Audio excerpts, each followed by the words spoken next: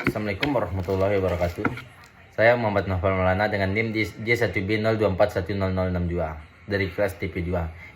Di sini saya akan menjelaskan tentang pengaruh unsur-unsur iklim terhadap tanaman. Di sini saya pakai 10 komoditas tanaman.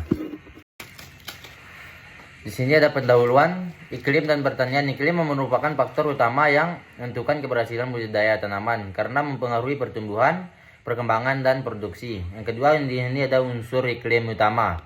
Ada suhu, curah hujan, kelembapan, cahaya matahari, dan angin. Adalah unsur iklim yang paling berpengaruh terhadap tanaman. Selanjutnya komoditas strategis. Ini ada 10 komoditas penting di Indonesia.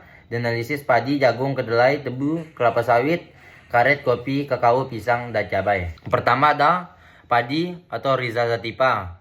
Pengaruh unsur iklim yang pertama, suhu optimal 22-28 derajat untuk fotosintesis atau pengisian bulir. Yang kedua, curah hujan 1.500-2.000 mm per tahun.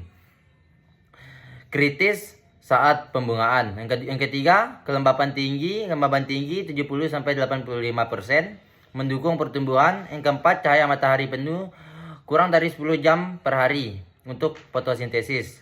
Yang kelima, angin kencang menyebabkan rebah atau kerugian hasil panen. Ini ada parameter optimal, suhu 22-28 derajat, curah hujan 1.500-2.000 mm, pH-nya 70-85%,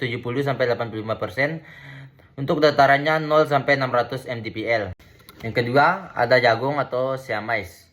Pengaruh unsur iklim pertama, suhu optimal 24-30 derajat Celcius, kurang dari 10 derajat menghambat perkembangan. Yang kedua, butuh 500-800 mm per musim tanaman.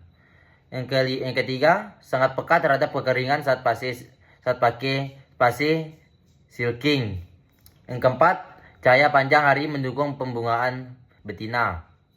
Yang kelima, penyerbukan dibantu angin, hujan lebat, gangguan polination.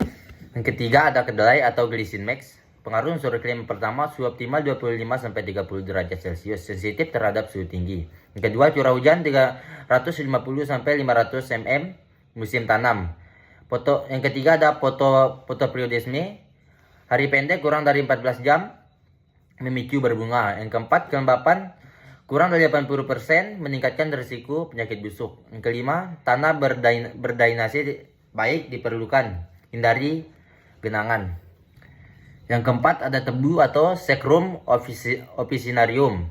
Pengaruh unsur iklim yang pertama, suhu tinggi 27-35 derajat Celcius, memicu pertumbuhan batang cepat. Yang kedua, fase vegetatif butuh hujan deras, fase pematangan butuh kering. Yang ketiga, curah hujan ideal 1.500-2.500 mm per tahun. Yang keempat, cahaya penuh meningkatkan kandungan sukrosa. Yang kelima, angin kencang menyebabkan batang roboh atau rebah. Yang kelima, ada kelapa sawit atau Elaeis guensis. Pengaruh unsur iklim yang pertama, suhu optimal 25-28 derajat Celcius. Tidak toleran suhu kurang dari 15 derajat Celcius. Yang kedua, butuh curah hujan merata 1.800-2.500 mm per tahun tanpa musim kering. Yang ketiga, cahaya matahari penuh 2000 jam per tahun untuk produksi TBS. Yang keempat, kelembapan 80-90%, ideal untuk pertumbuhan dan produksi. Yang kelima, lokasi ideal dekat garis khatulistiwa 0-15 derajat lintang utara dan atau lintang selatan.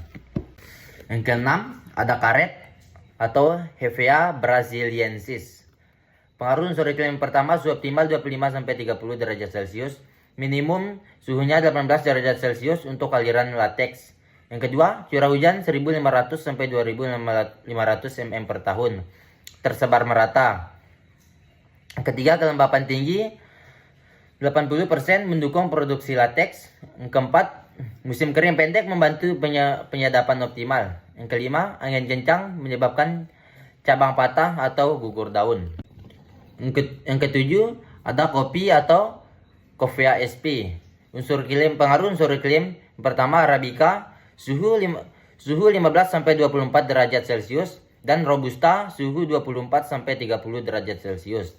Curah hujannya 1.500-2.500 mm per tahun, dengan musim kering 2-3 bulan. Yang ketiga, musim kering singkat memicu pembusukan serentak. Yang keempat, ketinggian berpengaruh. Arabica lebih dari 800 mtpl dan Robusta 0 sampai 800 mtpl. Dan yang kelima, naungan ringan menurunkan suhu mikro dan meningkatkan kualitas biji. Yang kedelapan ada kakao atau Theobroma kakao.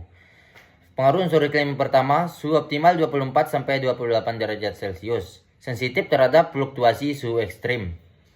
Yang kedua, curah hujan 1.500 sampai 200 mm per tahun dengan distribusi merata.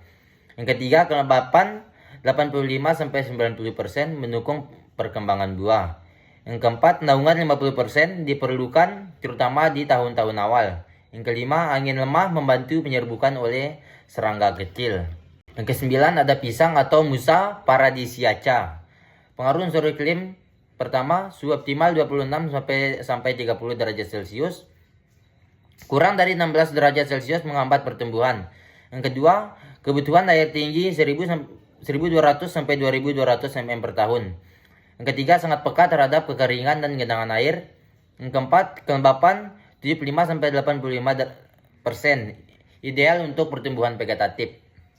Yang kelima, angin kencang menyebabkan patah batang dan daun robek. Yang ke-10 ada cabai atau Capsicum annum.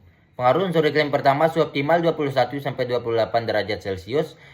Besar dari 35 derajat Celcius menyebabkan gugur bunga. Yang kedua, curah hujan sedang 600 sampai 1200 mm per musim tahun. Yang ketiga, kelembapan rendah sedang 60 sampai 80% mengurangi penyakit. Yang keempat, cahaya penuh lebih besar dari 8 jam atau per hari, meningkatkan kandungan kapasitium. Yang kelima, drainase baik mutlak diperlukan, hindari genangan. Di sini ada kesimpulan. Yang pertama, unsur iklim, suhu, curah hujan, kelembapan, cahaya, dan angin berinteraksi kompleks dalam memengaruhi fisiologis tanaman. Yang kedua, setiap komoditas memiliki rentang toleransi iklim yang berbeda sehingga diperlukan pemilihan lokasi yang tepat. Yang ketiga, perubahan iklim global mengancam produksi 10 komoditas strategis Indonesia dan memerlukan adaptasi segera. Yang keempat, pengelolaan iklim mikro, varietas adaptif, dan teknologi presisi adalah kunci ketahanan produksi pertanian. Yang kelima, sinergi antar petani dan pemerintah diperlukan untuk menghadapi tantangan agroklimat masa depan. Terima kasih, sekian presentasi singkat dari saya. Wassalamualaikum warahmatullahi wabarakatuh.